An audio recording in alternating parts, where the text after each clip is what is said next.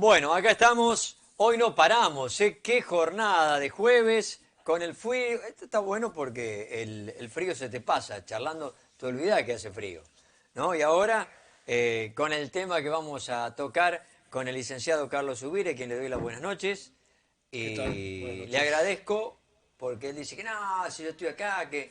Pero sí la predisposición para dar lugar a los invitados que han venido, ¿eh? Así que gracias, Carlos.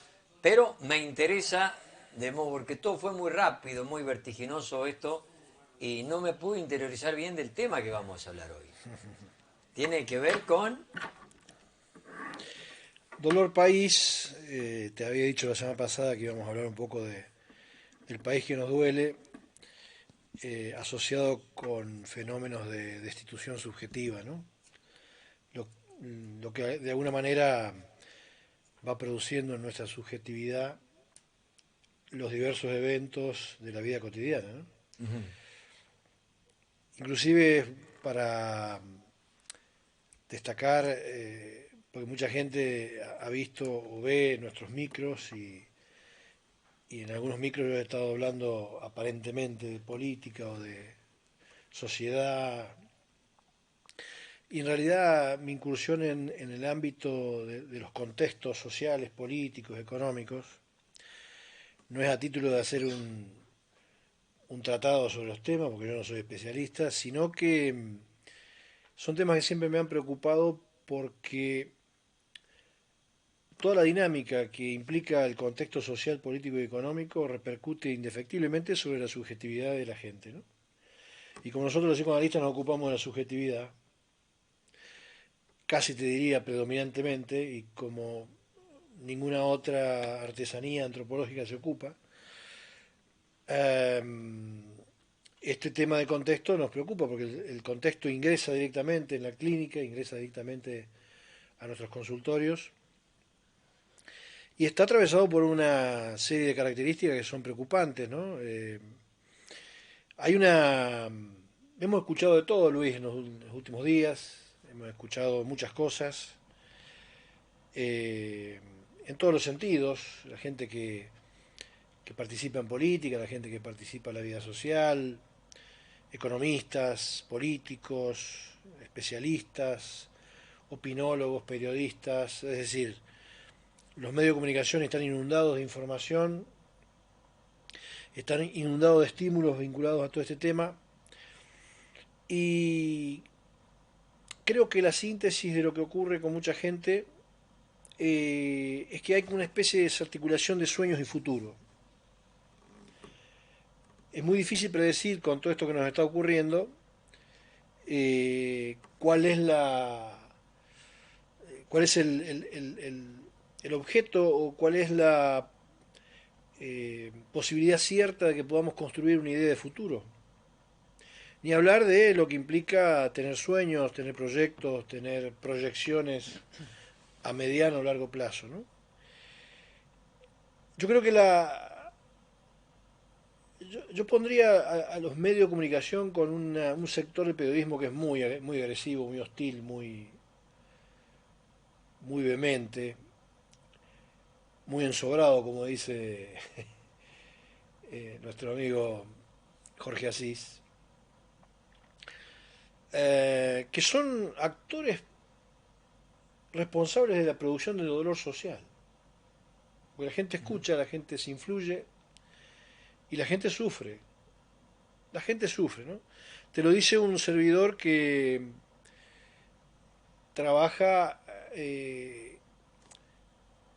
en un espacio donde todas estas cuestiones macros se afinan y llegan al eje de una consulta, al eje de una sesión, donde todas estas cosas se juegan, ¿no? Todas estas cosas se sufren, todas estas cosas se Ahí, analizan. ahí llega la vivencia de todo lo que vos mencionaste anteriormente, de los Sí, sí, medios. hay como un metabolismo a veces fallido de, de estas formas de producción de dolor que tienen un factor, uno de los factores que tiene, que uno viene observando, es hay un creciente racismo socioantropológico político, que aniquila o, o- o aparta las cuestiones subjetivas del otro, ¿no? Hay una especie de aniquilamiento del otro. Fíjate, le invito a los televidentes, ¿no? A analizar un poco lo que ocurre cada vez, en cada contexto, cada vez que aparece alguien que piensa distinto, que se nota diferente, que opina con una idea diferente. La primer salida o la primer propuesta de quien está escuchando es aniquilar a ese sujeto, ¿no? Es tratar de anular su vocabulario, anular su discurso, confrontar sin ideas, sin fundamentos.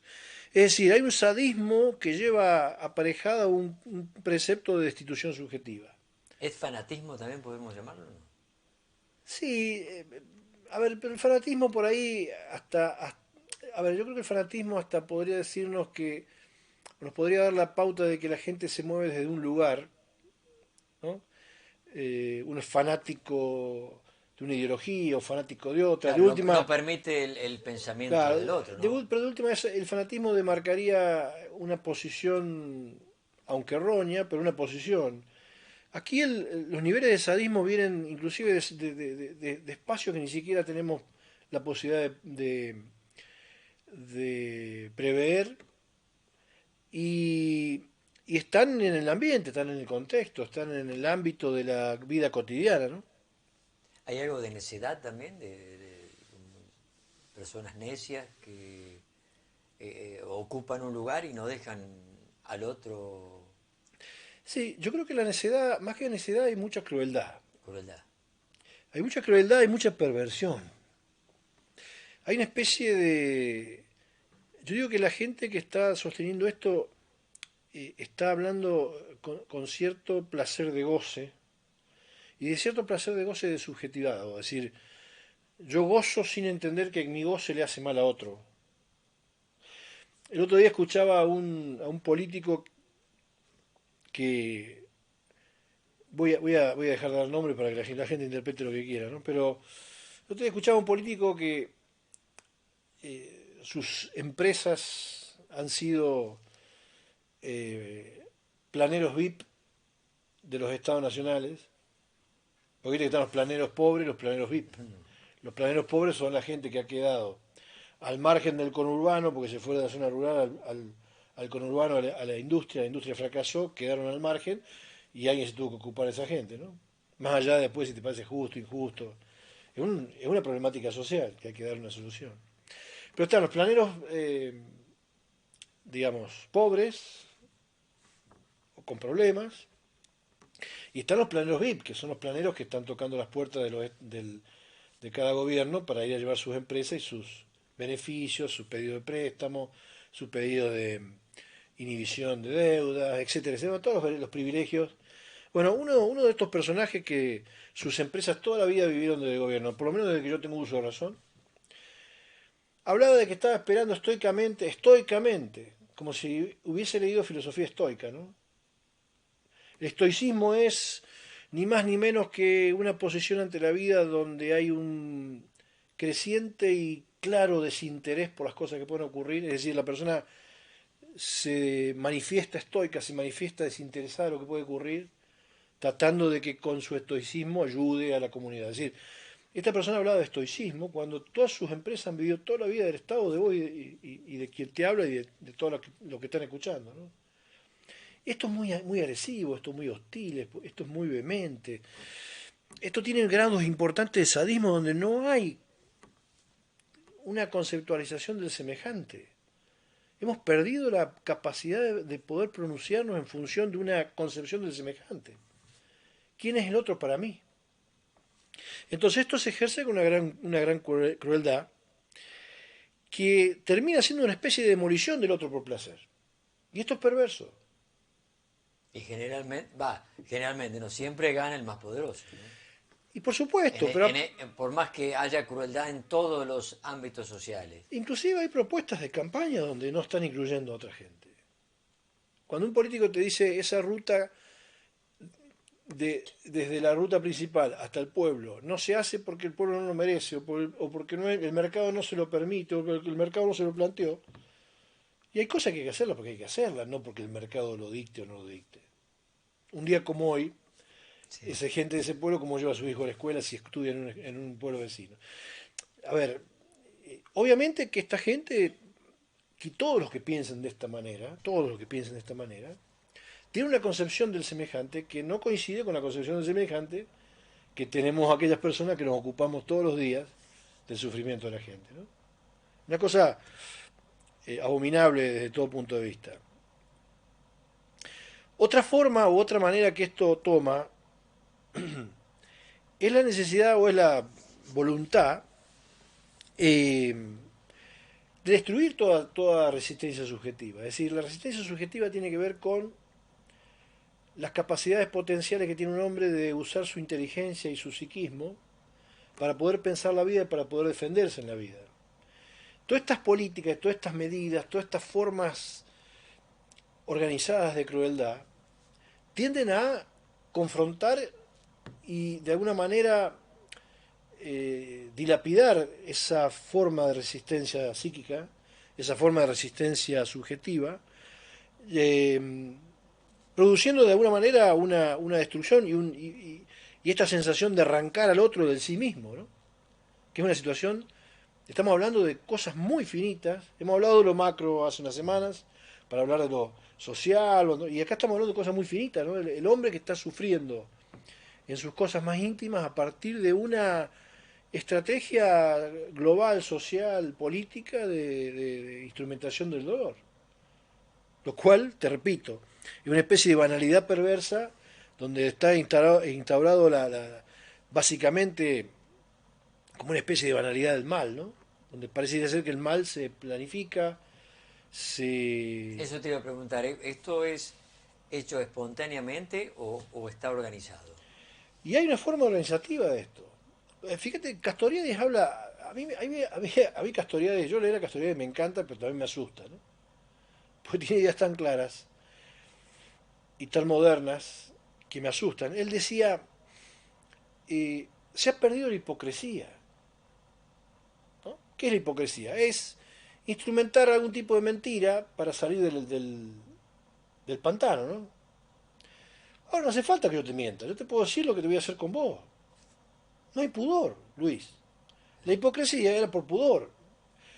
No es lo mejor la hipocresía, pero era una forma organizativa del discurso para dar cuenta de algo que no iba a poder hacer, pero te lo decía de una manera que vos creías que sí. Era una forma hipócrita de salir del paso. Ya no se usa más la hipocresía, porque no hay más pudor. Yo puedo decirte, a ver, hay políticos que están planteando abiertamente que de cierta gente no se van a ocupar y lo dicen sin necesidad de ponerse colorados. Ha llegado a tal punto este nivel de perversidad de la vida social que ya no hace falta la hipocresía como recurso. No hace falta mentir. Yo te puedo decir la verdad, yo te puedo decir a vos, de vos no me voy a ocupar. Y a partir del mes que viene, fíjate cómo vas a vivir, conmigo no vas a ser parte de la agenda. Lo están diciendo abiertamente. Esto es terrible, pero no es terrible políticamente. Yo no me ocupo más, a ver, con mi discurso de lo que hemos hablado hasta hace unas semanas atrás. Hoy me ocupo de estas experiencias subjetivas individuales que llegan a un lugar a sufrir y tratar de ser escuchados, porque en lo global, en lo macro, no son escuchados, ¿no? Y al último recurren al psicólogo. Sí, entre otras cosas, Ya, ¿no? Al ya, psicólogo, a ya. los amigos, a... Sí, sí, sí, sí. eh, ¿Qué me pasa? ¿Qué me está pasando con todo esto? otra cosa que es terrible para la subjetividad. Eh, Toda esta instrumentación está instrumentada también a partir de eh, cierto despojo de la responsabilidad por el otro que implica una indiferencia por el otro. ¿Sí? Yo veo cómo en las nuevas formas de mediación social, en las nuevas formas de vida social, a veces cómo se critica cuando uno usa peyorativos, o usa un sobrenombre, o usa un estereotipo, o usa un concepto que parece extremo o vulgar para nombrar a otro, ¿no? Y vos podés decir, ese grupo social son unos hijos de P, o aquel grupo social son unos negros de, que son dichos populares, ¿no? A veces esos dichos son menos graves que la indiferencia. No hay nada más grave que la indiferencia. ¿Sí? O sea, la indiferencia es la concentración de conductas y de actitudes tendientes a ignorar la presencia del otro. Es gravísimo eso, ¿no? Entonces de repente yo prefiero que vos me digas a mí negro a que no me digas nada, a que no me signifiques. La ausencia de significación en la clínica, por ejemplo, finita, puede traer, por ejemplo, la psicosis, la esquizofrenia, los autismos, ¿no? Que ante la ausencia de significación, ¿qué hace el psiquismo? Produce una escisión profunda, una división profunda, se va a otro mundo, pero como una forma de restituir su psiquismo. Lo que busca el sujeto, no solamente el cuerpo no quiere morir, el psiquismo tampoco quiere morir. Y cuando el psiquismo está expuesto a un mundo de indiferencia, lo que busca es significarse de alguna manera. Mira, te voy a desafiar a una cuestión. Hasta podemos dar una definición de la criminalidad en función de una necesidad de no morir. Yo prefiero que vos digas, ahí va a subir y el delincuente lo están metiendo preso, a que vos no me tenga considerado en la sociedad. La indiferencia es mucho más grave que lo grave que nos puede ocurrir a través de un peyorativo. ¿Pero está ocurriendo eso? Totalmente.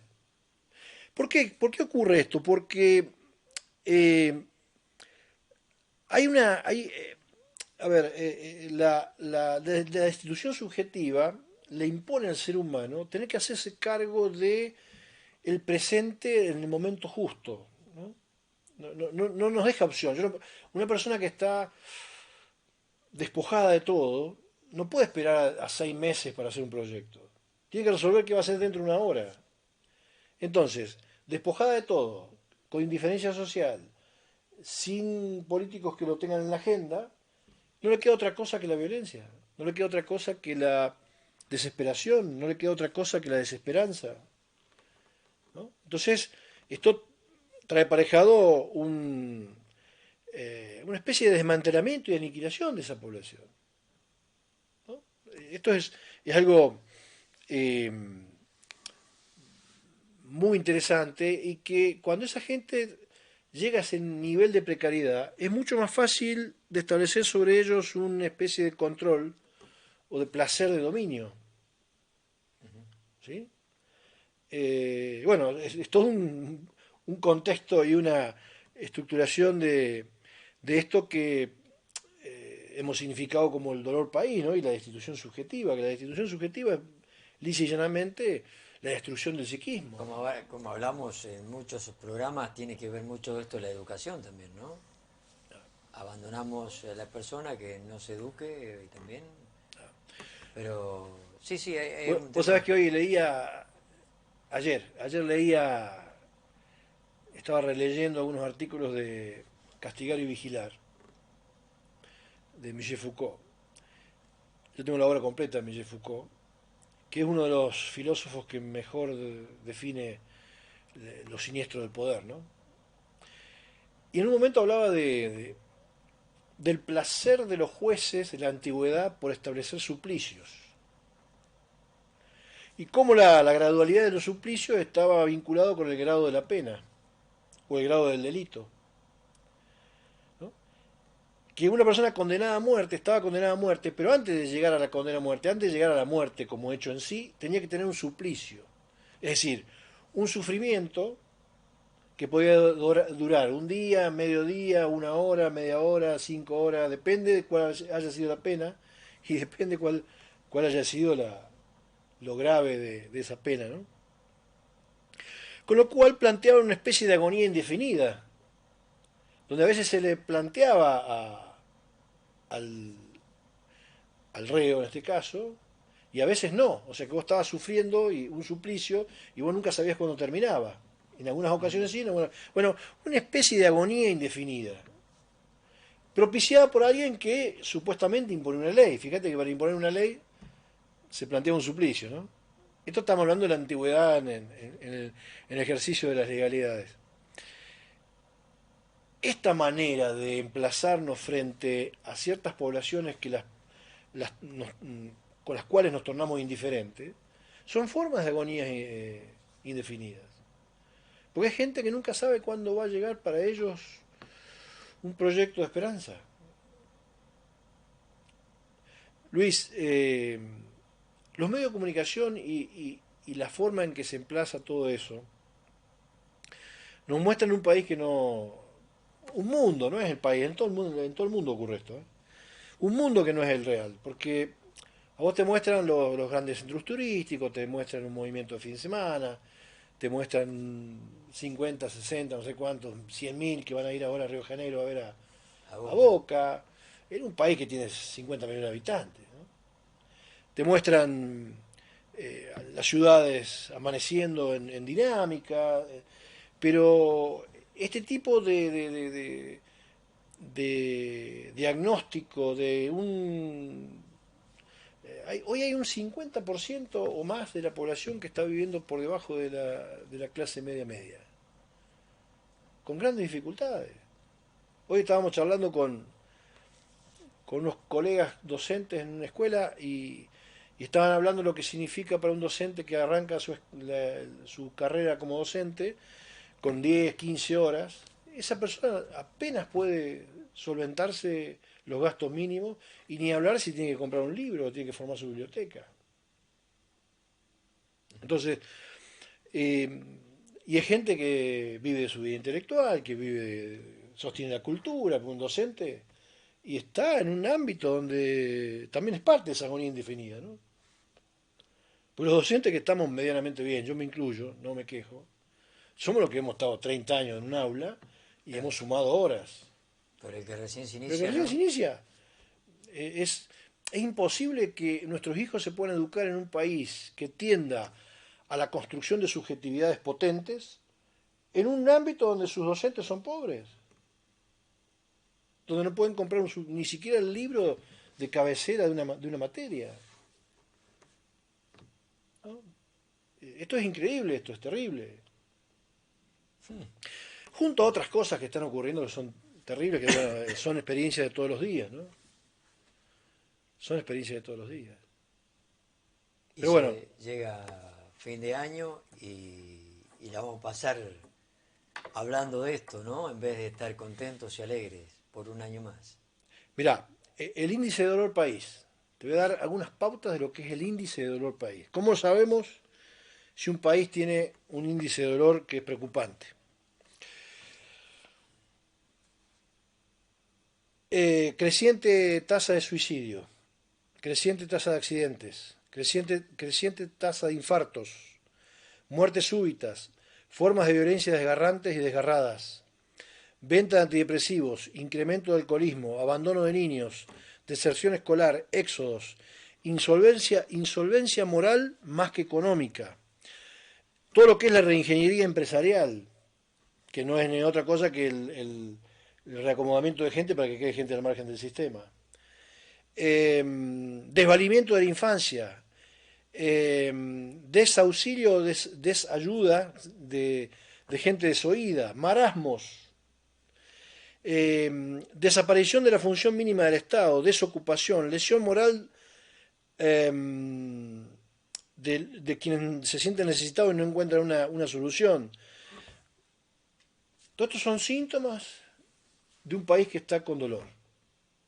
Y si vos te pones a analizar, podemos dar una charla de cada uno de estos puntos, y son Sí, sí, terribles, son sí. datos terribles. ¿No?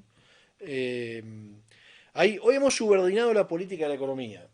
Y la economía dice 2 más 2, 4. Si vos no estás dentro de ese 4, queda al margen.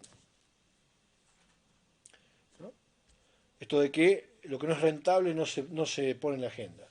Y bueno, de esa manera queda mucha gente al margen. Yo lo dije hace mucho acá en otro micro, dije, tenemos que pensar un país con un gobierno, sea cual sea, que incluya.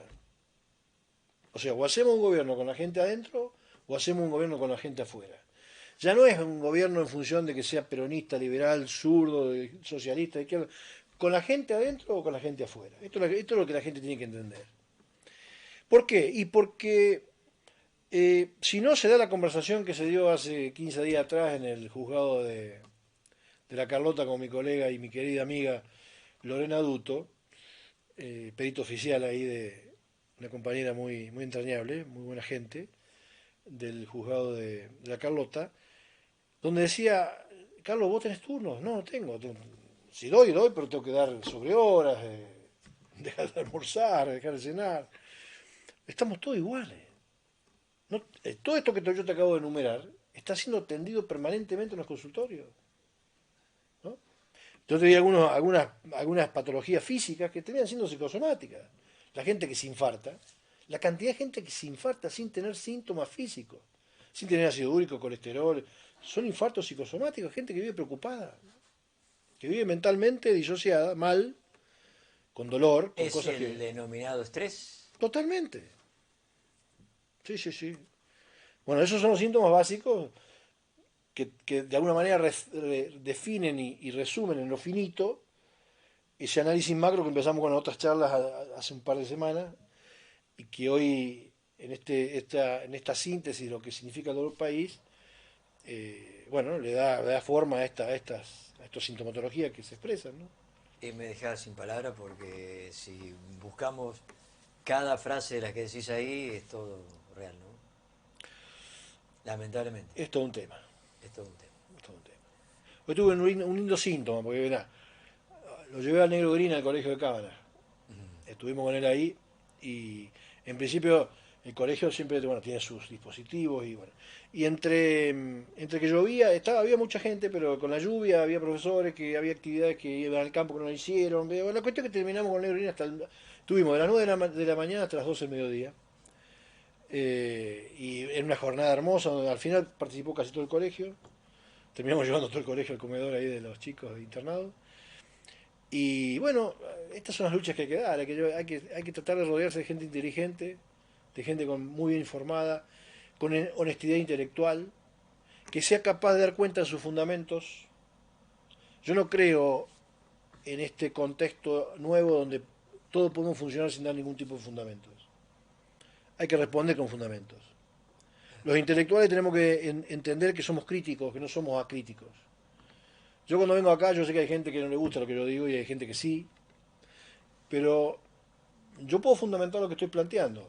Después te puede gustar el fundamento o no, pero Sí, sí, sí. Y bueno, la idea es eso venir con la es crítica, parte de aceptar pero la la idea es derrota, venir ¿no? a ver, la idea es venir con la crítica en todo caso de movilizar nuevos pensamientos, ¿no? Aún en aquellas personas que puedan generar algún tipo de resistencia. Si no, no sirve. Venir a decir las cositas que hay que escuchar, eso sería como una especie de retórica del pensamiento que no ayuda a nadie. La idea es impactar con el objeto de que la gente entienda, bueno, que hay otras ideas, hay otros fundamentos, hay que buscarlos, hay que, insisto, leer mucho, participar más de la vida de las bibliotecas, interiorizarse eh, y bueno, tratar de resolver estas cuestiones de desencanto que están permanentemente... hay mucho desencanto, ¿no? Y mucha política de desencanto. Es como que hasta la gente que intelectualmente es muy capaz se está desencantando, se está yendo a ciertos lugares. Sí, sí, está ocurriendo. Porque bueno, esto es otro síntoma de esta cuestión, ¿no? Esperemos que sea como el tema de Cacho Castaña. Mirá qué fea, pero después mirá qué linda, ¿no? ¿Eh? Ojalá. Mi Getami Argentina. Así es. Gracias, Carlos. Hasta el Gracias. jueves. Gracias, gracias. Que la gente en casa analice y, por supuesto, tenga su propia idea de lo que acaba de escuchar. Vamos a una pausa más porque nos ha quedado estar con la gente, el diálogo, las conversaciones a través de los mensajes y vender, Pedro. Así que están los números de la quiniela. Ya, pausa y venimos.